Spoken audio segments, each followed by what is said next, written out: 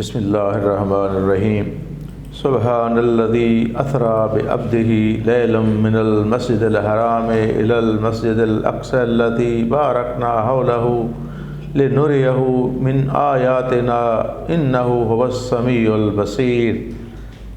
پاک ہے وہ ذات جو اپنے بندے کو راتوں رات مسجد الحرام سے مسجد اقصی کی طرف لے گئی، جس کا ماحول بہت بابرکت ہے، تاکہ ہم اسے اپنی نشانیاں دکھائیں۔ یقیناً وہ اللہ سننے والا اور دیکھنے والا ہے۔ سامعین محترم اور عزیز طلباء و طالبات، واقعہ معراج کے بیان سے پہلے دو باتیں سمجھ لینا اور سمجھانا بہت ضروری ہیں، اور ان کا تعلق ہمارے عقائد سے ہے۔ پہلی بات، نبی پاک صلی اللہ علیہ وسلم کو یہ سفر مبارک سفر نہیں، ایک سیر تھی، اور یہ سیر حضور نے نہیں کی، بلکہ حضور پاک صلی اللہ علیہ وآلہ وسلم کو اللہ تعالیٰ کی منشا سے، اللہ تعالیٰ کی دلجوئی سے اور آپ کی کرم نوازی سے اور اہتمام سے، پورے اعزازات سے آپ کو یہ سیر کرائی گئی۔ اور دوسرا نقطہ ذہن نشین یہ کر لینا چاہیے کہ یہ معراج شریف کا واقعہ صرف روحانی نہیں، یہ جسمانی ہے، یہ محض خواب نہیں، یہ ایک حقیقی ہے، مشاہداتی ہے، یہ ہمارے عقیدہ ہے اور ایمان کا حصہ ہے۔ سامعین محترم، اس سفر مبارک کو بیان کرنے کے لیے اور اس کو آسان بنانے کے لیے ہم 6 مراحل میں تقسیم کر لیتے ہیں۔ پہلا مرحلہ، پہلے مرحلے میں حضور نبی کریم صلی اللہ علیہ وآلہ وسلم ایک رات حضرت ام ہانی رضی اللہ تعالی عنہ کے گھر میں مقیم تھے۔ رات کے پہر جبریل امین حاضر ہوئے، آپ کو خانہ کعبہ میں لے گئے، آپ کو کعبہ معظمہ میں لے گئے۔ وہاں حتیم میں آپ کا جسم اطہر سے چاک کر کے قلب منور نکالا گیا اور اس کو آب زمزم سے دھویا گیا۔ پھر اس قلب اطہر میں انوار اور برکات اور حکمت بھر دی گئی، اور اس متحمل کیا گیا اللہ تعالیٰ کے حکم سے کہ اللہ پاک کے تجلیات کا متحمل ہو سکے۔ اور یہ سارا عمل نبی کریم صلی اللہ علیہ وسلم نے خود بیان کیا، یعنی یہ ان کی کھلی آنکھوں سے ہو رہا تھا۔ پھر آپ کے لیے ایک سواری لائی گئی جس کا نام براق تھا۔ براق سفید رنگ کی ایک سواری تھی۔ یہ براق گدھے سے کچھ بڑا جسم تھا اور خچر سے کچھ چھوٹا۔ حضور نبی کریم صلی اللہ علیہ وسلم کو اس سواری پر سوار کیا گیا، اور آپ کی اگلی منزل زمینی سفر بیت اللہ سے بیت المقدس تھا۔ سامعین کرام، جب حضور نبی کریم صلی اللہ علیہ وآلہ وسلم اس براق پر سوار ہوئے تو وہ ذرا بدکا۔ اس پر جبریل امین نے اسے کہا کہ آج تک تجھ پر ایسی عالی مرتبت سواری سوار نہیں ہوئی۔ اس کے بعد وہ پرسکون ہو گیا۔ اس کے بعد یہ تیز رفتار سواری تھی۔ حضور نبی کریم صلی اللہ علیہ وسلم فرماتے ہیں کہ جہاں تک حد نگاہ جاتی تھی وہاں تک براق کا قدم جاتا تھا، لیکن اس تیز ترین سفر میں بھی حضور پاک صلی اللہ علیہ وآلہ وسلم کے کچھ مشاہدات کرائے گئے۔ ایک دفعہ آپ کو 2 نفل نماز کا کہا گیا۔ آپ نے استفسار کیا کہ یہ کون سی جگہ ہے؟ جبریل نے عرض کی، یا رسول اللہ، یہ آپ کی ہجرت کی جگہ ہے، یعنی مدینہ منورہ تھا۔ اسی طرح ایک اور جگہ آپ کو روکا گیا، نفل ادا کی، اور بتایا گیا کہ حضرت ابراہیم کی جائے ولادت ہے، یعنی طور سینہ۔ پھر حضرت عیسیٰ کی پیدائش کی جگہ بیت اللحم میں آپ تشریف لے گئے۔ اس کے بعد بیت المقدس تشریف لے گئے، وہاں انبیاء کی امامت کرائی، اور اللہ کے حکم سے یہ اعلان ہوا، یہ اعلان کرایا گیا، یہ اعلان تھا کہ آپ نبی آخر زمان بھی ہیں اور سرداران انبیاء بھی ہیں۔ تمام انبیاء نے آپ کی امامت میں نماز ادا کی۔ یہ آپ کے زمینی سفر کا ایک مرحلہ تھا جو مکمل ہو گیا۔ دوسرے مرحلے میں بیت المقدس سے پہلے آسمان تک نور کی ایک سیڑھی لائی گئی، جس کے ذریعے حضرت جبرائیل امین اور نبی پاک صلی اللہ علیہ وسلم پہلے آسمان پر تشریف لے گئے۔ جب آپ پہلے آسمان پر تشریف لے گئے تو جبرائیل امین سے سوال کیے گئے کہ آپ کون؟ جبرائیل نے عرض کی جبرائیل امین۔ کہا گیا، پوچھا گیا کہ کون ساتھ ہیں؟ عرض کی گئی کہ محمد مصطفیٰ صلی اللہ علیہ وآلہ وسلم۔ جبرائیل سے استفسار کیا گیا کہ محمد مصطفیٰ صلی اللہ علیہ وسلم تشریف لائے ہیں یا بلائے گئے ہیں؟ جبرائیل نے عرض کی کہ بلائے گئے ہیں، اللہ پاک نے طلب فرمایا ہے۔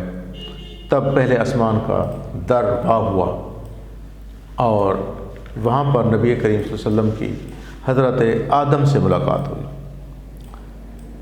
جب حضور نبی کریم صلی اللہ علیہ وسلم کی حضرت آدم سے ملاقات ہوئی تو حضرت آدم نے آپ کا خیر مقدم کیا اور کہا، اے صالح بیٹے، اے صالح بیٹے، اے صالح نبی، مرحبا۔ آپ نے آپ کا استقبال بھی کیا اور آپ کے لیے دعائے خیر بھی کی۔ تیسرے مرحلے میں آپ فرشتوں کے پروں پر جبرائیل کے ہمراہ سوار ہو کر 7ویں آسمان تک پہنچے۔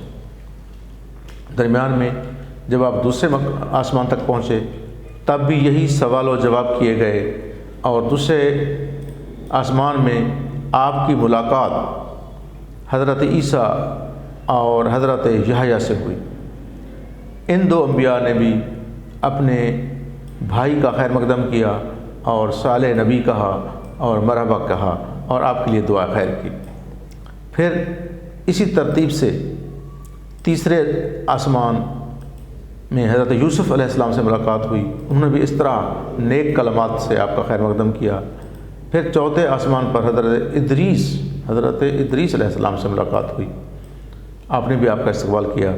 5ویں آسمان پر حضرت ہارون سے ملاقات ہوئی، اور 6ٹھے آسمان پر حضرت موسیٰ علیہ السلام سے ملاقات ہوئی، اور حضرت موسیٰ علیہ السلام نے بھی آپ کا استقبال کیا اور مرحبا کہا اور آپ کے لیے دعائے خیر کی۔ پھر آپ 7ویں آسمان تک پہنچے تو حضرت ابراہیم سے ملاقات ہوئی۔ حضرت ابراہیم 7ویں آسمان بیت المعمور سے ٹیک لگائے بیٹھے تھے۔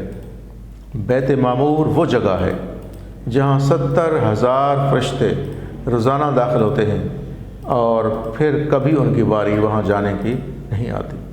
اس طرح سفر کا یہ مرحلہ مکمل ہوا اور حضرت ابراہیم نے اپنے بیٹے نبی کا استقبال کیا اور کہا، مرحبا اے بیٹے، مرحبا اے صالح بیٹے، مرحبا اے صالح نبی۔ حضرت ابراہیم نے آپ کا بوسہ لیا اور آپ کی امت کو سلام بھیجا اور آپ کے لیے دعا خیر کی۔ چوتھے مرحلے میں آپ حضرت جبریل امین کے پروں پر سوار ہو کر سدرۃ المنتہا تک پہنچے۔ سدرۃ المنتہا وہ جگہ ہے جس کے بعد نیچے والے فرشتوں کو اوپر جانے کا حکم نہیں ہے، تو وہاں حضرت جبریل امین نے اوپر جانے کی معذرت کی اور وہ وہیں رک گئے، تو یہ سواری بھی وہیں رک گئی۔ اب سوار نے چلنا تھا۔ 5ویں مرحلے میں سدرۃ المنتہا سے آپ عرش بریم پر گئے اور اس سفر کے لیے آپ کے لیے ایک نوری سبز تخت لایا گیا جس کا نام رف رف تھا۔